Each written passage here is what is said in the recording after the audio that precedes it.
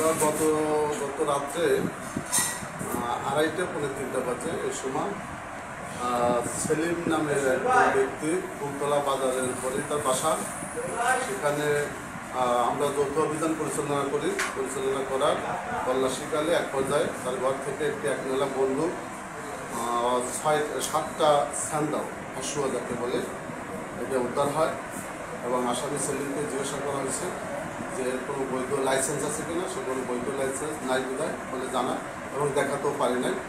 তখন আমরা উল্লেখিত উদ্ধারকৃত আলামত গ্রেপ্তারকৃত আসামি থানায় নিয়ে এসে তার বিরুদ্ধে একটি নিয়মিত অস্ত্র মামলা রুজু হয়েছে।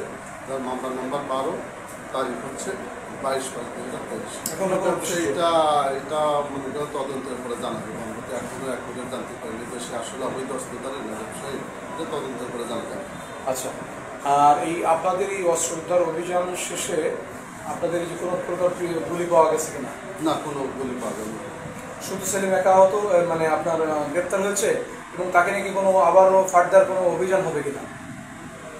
অভিযান সেটা তাকে হয়তো আমরা আদালতের কাছে রিমান্ড দিকে জিজ্ঞাসাবাদ করে যদি কোনো তথ্য আমরা পাই সেই সূত্রে অভিযান হতে পারে, সেটা আরও পরে।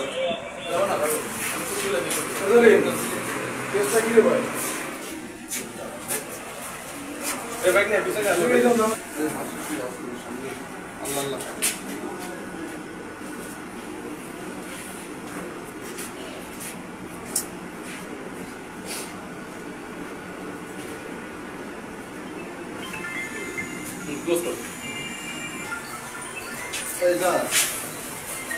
বলো আজিজ